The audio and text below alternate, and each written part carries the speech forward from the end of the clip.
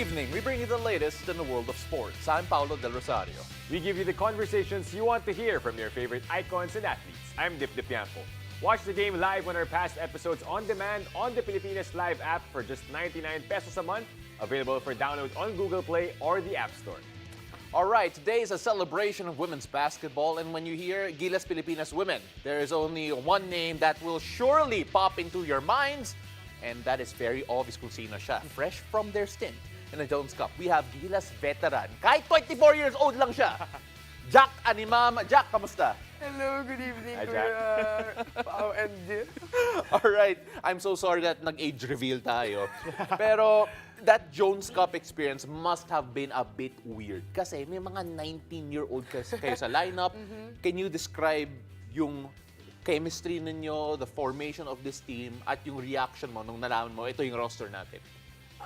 Actually, I was so excited kasi, you know, this is the only, first time na meron kaming ganun kabata and ganun kami kadami kasi like, yung mga usual na players wala. And talagang, parang exciting to watch kasi napapanood mo lang sila sa UAAP and now international game, so how they will do. And yun, super parang, okay, this is gonna be challenging, but also it's experience for everybody. Right, let's go a bit more personal, Jack. Are you happy? Are you pleased with your performance sa Jones Cup in the 5 games that you played? I feel like I could have done better. Maybe I could have given a better extra pass or maybe a help defense. We saw the numbers versus Japan. You had a double-double, 19 points, 10 rebounds against the Team B naman of ROC, 18 points, 9 rebounds, and Team A, 13 points, 7 rebounds, 2 assists, and 4 steals. And na-mention nga ni Pao na yung teammates mo, halos mga bata rin. But how did the chemistry work for you? How did you like feeling it out with them inside the court? I mean, I always told them, even before the game started, na, you know what, let's just have fun. Let's play our game, you know. Kung ano yung laro nyo, you know, do your best because, you know, we got each other's back. So, no matter you made mistake, just keep your heads up and keep playing. The amazing thing is I actually talked to Coach Pat after Jones Cup and I said that, alam mo Coach, nag-improve kayo kasi before this, winless sila. Yeah, 0-5 0-5. Dati, and now you finally got 1-4. the win. Oh, nag-1-4, improvement. Pero all joking aside here, we now have a little picture of the future of the GILAS women. We mentioned si Casey De La Rosa, the 19-year-old we were talking about. We had her on the show. Sinabi niya that she learned a lot from you. Anong masasabi mo sa laro niya? And of course, your reaction training with her because iba yung athleticism niya eh. Iba yung, I guess, yung technical ability niya. But what do you feel she needs to learn to be able to get better? As well as the other younger ones eh. Ano nga eh, grabe pag nasa training kami or even in the game, pag nasa bench ako, grabe, I'm in awe with the way she plays, the way she moves. Like, sobrang lanky niya, ang taas niya tumalon. The athleticism is there. And she's confident taking those mid-range jump shot na parang ako, nasan ako nung 19 years old? Anong ginagawa ko? But, you know, if she can use those, you know, advantage, to her advantage, I mean, those skills that she has now, it's a raw talent. I think she's gonna be a problem. She's gonna be a big problem. Alam mo, we just saw her pictures kanina. So, she plays for Ateneo. She's gonna be a big problem for NU, for LaSalle, All the UAP for all the schools. UAP schools in the future for sure. But apart from the younger players sa GILAS Women, sa Jones Cup, there were also some of the older players. Mga kabatch mo nung 2015 were also part of the team. How did it feel to be teammates again with the likes of si Sofia Roman and some of the other veterans of the team making a return sa GILAS? Siyempre, sobrang sarap sa feeling, you know, parang looking back, parang we're the ones who started this and now we're back on the same page again. It's just, you know, no matter what, we just, you know, go all out. With that said, no, na mix of young and old players, is there any internal competition knowing na marami na kayo ngayon sa pool eh? Marami na mas pagpipilian for the future competitions. Kumbaga, the final roster is the same, final 12 yan.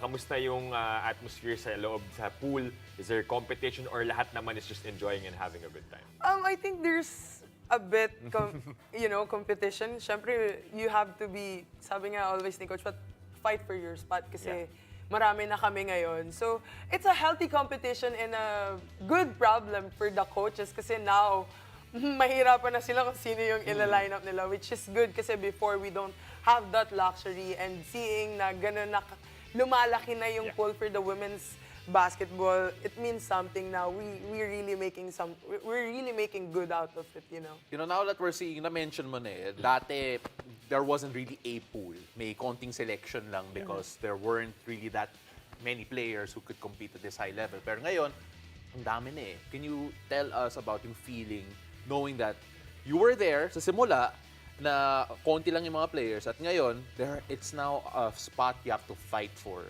to get to wear the GILAS Philippines jersey? I mean, it just goes to show na yung this program, what Coach Pat builds and the other coaching staff, na talagang we're really putting the women's basketball here in the Philippines in the map. And, you know, those players na parang, I wanna play for that, you know, I wanna play for the national team. And if I wanna play, I have to show up. And just the players coming in, parang kami, yung ginagawa namin, yung sacrifices namin are all worth it. Sanay ka na ba that there are now players that are your teammates that say, grabe, I used to watch si Jack sa UAP. I look up to Jack, and now I'm her teammate. Hindi naman, wala naman gano'n.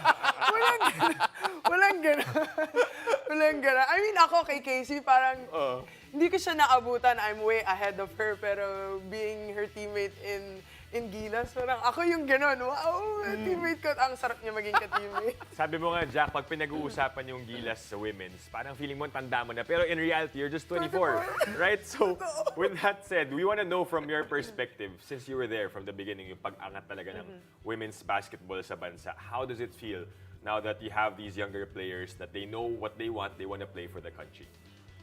Alam mo ako nung una, yung basketball, I wasn't really taking it seriously. Kasi parang, I'm just a naive 12 years old na di ko alam na may women's basketball pala. So I used basketball to get a good education. But then later on, as I keep playing, dun ko na-realize na there's something in this women's basketball. It's not just basketball, you know.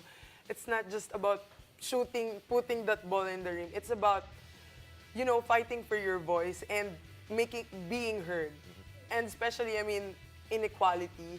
And basketball is a male-dominated sport. But nakita ko na there's also a lot of talented women who can play basketball, like real basketball.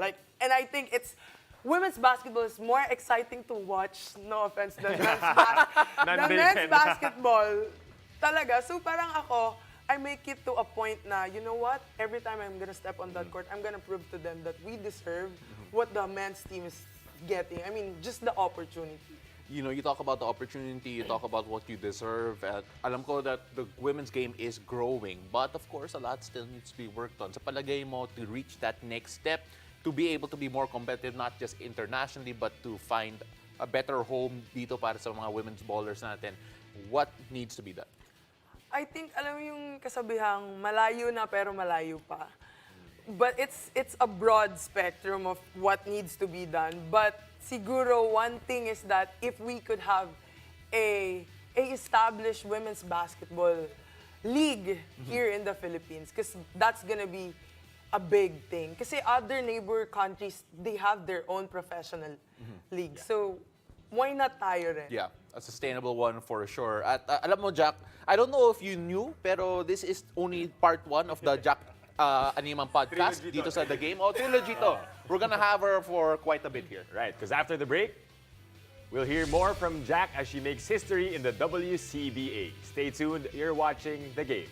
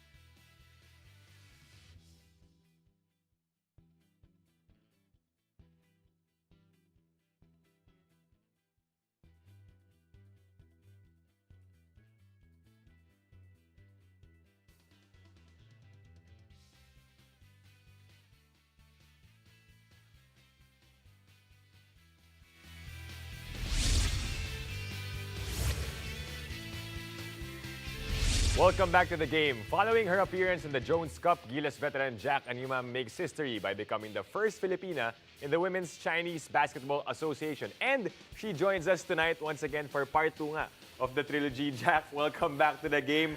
Congratulations, first of all, sa call-up mo sa China. Thank you. You're the first Filipina to join the Women's Chinese Basketball Association, and nabanggit mo sa amin, the first import to do so since the pandemic, right? How does it feel now that you're gonna go there soon to play basketball? You've played in other countries, and this time around, you're heading to China. Actually, too good to be true. Kasi before, parang sabi ko, syempre WNBA, EuroLeague, tas yun nga, WCBA, yun yung matunog na leagues around the world. So parang gusto ko din one day makapaglaro dyan. And then when I got the call, parang, are you kidding me? Totoo ba to? It was right after the game against Chinese Taipei. It was right after that. And hindi ko alam, parang nananaginip ba ako, please pinch me. But I'm just, so happy. Just a quick run-through of yung mga alumna ng WCBA, okay? Aja Wilson, Brianna Stewart, Candace Parker, Maya Moore, Brittany Griner, at ngayon, Jack ANIMAM. Grabe. How does that feel knowing that yan yung mga caliber ng mga import na kinukuha ng WCBA? Actually, alam mo, nung sinabi ko yan sa agent ko, pati siya nagulat. I mean, yung sabi niya, sabi niya sa akin, I'm not saying na you're not that good, but China, yung mga kinukuha nila is talagang WNBA player. Yeah. Diba? Parang, hindi ko rin alam kung seryoso ba sila. So, pero ongoing pa yung FIBA Asia nun. So parang, baka, alam mo yun, sige, hindi ko muna inisip. Pero after nun, nung pagbalik, yun na, sabi, download WeChat. Tapos, yung agent ko nag-message, I think they're really serious. Here's their offer. Just a reminder, after the Chinese Taipei game, yun yung perfect game mo, if I'm not mistaken, sa FIBA Asia. So, what an impression to leave there. But, so you mentioned that too good to be true, you had a conversation with the agent. Kamusta naman yung first conversation mo with the team, which is the Wuhan Shengfan? Actually, they're very excited. Sabi ko, yung friend ko yung nag-message sa akin. Sabi ko, why? Are you serious? Yeah, because you play good in Asia Cup. Like, okay. Hindi pa nag-sink in sa utak ko nun. But I'm just, happy and I didn't expect that game also. And I'm just really thankful for my teammate kasi they put me in that position. Yeah. Without them, I don't know. Let's talk about your game this time. You've played nga in other countries, Serbia, France, and now China. Let me ask you, Jack, how has this influenced your game siguro? May nagbago ba sa playing style mo dahil nakalaro mo yung mga international players now that you're heading to China? Playing style ko the same, aggressive, Yep. talagang going for the second chances point because that's how I get my points. But also siguro yung maturity ko. Yeah. Like, now it's not about X and O's anymore. It's about how you react, how you read the game, like what's in front of you, and just being patient. You talk about yung maturity, and I wanna talk to you about that because iba rin yung maturity required for players who go overseas is an export, not just in terms of playing in leagues in countries that you haven't lived in before. Yeah. Paano ka nang mature as a person throughout these experiences? Siyempre, I'm going there by myself. New country, new culture, new language, new everything. So, parang sa sarili ko, you know what? They don't know me, I don't know them. I'm just gonna do me. Whether it's on the basketball court or outside the basketball court, and I'll try my best to, learn their language, speak their language, kasi they appreciate that. Like, yung kahit simple sentence ng words nila, they appreciate it. And talagang yung pakikisama, that's the very big thing. Right. Now that you know that you're going there, what are the preparations that you're making right now? Siguro based on your game or something outside the court, what are the things that you're doing para pagdating mo dun ready ka na? I still train with the GILAS team, Yeah. and we're going to Korea in less than 2 weeks. Yep. So that helps me more, and that helps me prepare more, and even, the things that pinapractice ko na din yung other aspects of my game na I can apply it, and come to when the time comes na nandun na ako sa China, I'm ready and prepared. You know, I'm sorry, Jack, but I cannot get over na you got your call after that game against Chinese Taipei, which was, in my personal opinion, the moment I felt that you fully got over yung injury mo. Kasi the games prior to that, it felt that medyo ngangapa pa. Yes. Oh, but what did that call do to you in terms of yung confidence mo? Right after your perfect game, right after that injury layoff, which was the longest you've ever had. Parang, wow, dun ko nasabi na finally she's back. Finally she's back. The way I played, I mean, there were highlights. I watched myself.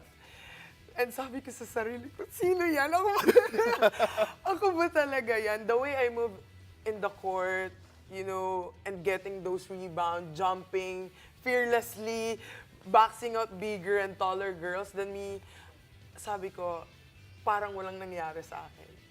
Can you share with us the timeline siguro, just the last part of this? Can you share with us the timeline? Kailan ka pupunta doon? How long will the season be, just so we know? And when to watch your games, of course. We want to support you there. So, they want me to be there by September 1st, but then we had Korea, so I told them I might come like around September 6 or 7. Sabi nila, no worries. And then there's Asian Games, right? So I'm gonna be in China already. I'm just gonna meet the GILAS in Hangzhou, and then after Asian Games, I go back to Wuhan. Yeah. Because the season ata I think will start like kind of late October. All right, so we'll see you there. I'll be there in the Asian Games as well, cheering on si Jack in her journey in China. Of course, please teach me a bit of Chinese when we're there Okay. already. Okay, but we're not done with you yet because may part 3 pa tayo. Yes, that's right. It's a Jack ANIMAM podcast dito sa The Game. After the break, we'll give you the latest on the FIBA Basketball World Cup as we count down to the biggest basketball event happening in the country. Stay tuned. You're watching The Game.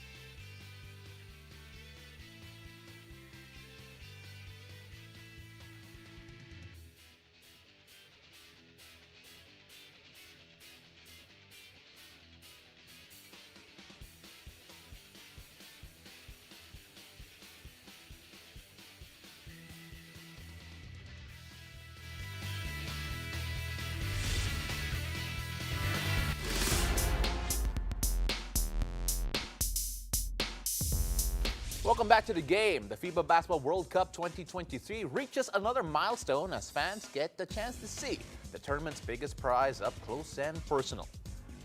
The prestigious Naismith Trophy begins its nationwide tour today in Cebu and will go around the country at historic landmarks in Davao.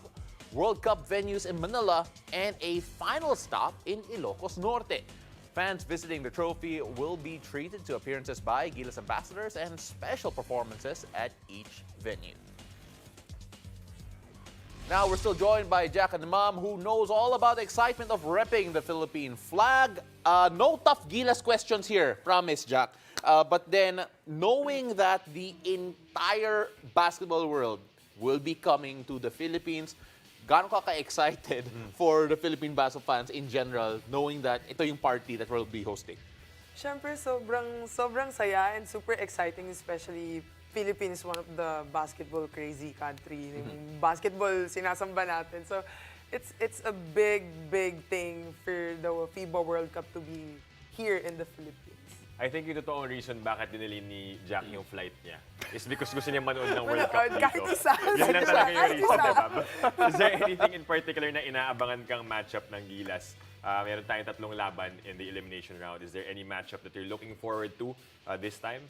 I mean, actually, I just wanna see how they're gonna play in all 3 games that they have. Yeah. And of course, a lot of people are excited to see yung mga idol nila come here. Is there any player in particular you want to see? May wishlist ka ba? Kaso hindi na, nabasa ko kagabi ata, hindi na tutuloy si Giannis Antetokounmpo. Oo. That is true, unfortunately. Pero watching the team defend home court here, na-experience mo na yan, especially in the 2019 SEA Games, to see the Philippines come out to support. What can GILAS players expect once we have another big tournament here in terms of yung crowd support? Oh, I think it's gonna be crazy. You know, that crowd is gonna be their 6th man. So all moral boost, they're gonna give it to them. They just have to play. That's all. You know, play well. We're excited to see that. We had a glimpse of that when Jordan Clarkson played here against the Kingdom of Saudi Arabia. And Jack, I hope you get to watch the games. Okay. Makita tayo doon. Yes. Oo, so let's see what happens. Jack, thank you very much for staying for the entire show. This podcast will be out on the Pilipinas Live app. Right. And of course, it's also can be seen on the various channels of One News. Right. Thank you, Jack. And we look forward to your stint in China. We're gonna cheer for you. And Korea with GILAS. Exactly. And more breaking news next time around. Will join us here, diba, Jack? For part 2 of the trilogy. Yan. May secret yata tayo. Anyway, sige. Thank you for joining us. I'm Dip Dipianco. Catch us weeknights here on One News and on the Pilipinas Live app, where you can catch us live and our past episodes on demand for just 99 pesos a month, available for download on the Google Play or the App Store. I'm Paolo Del Rosario, and this has been The Game.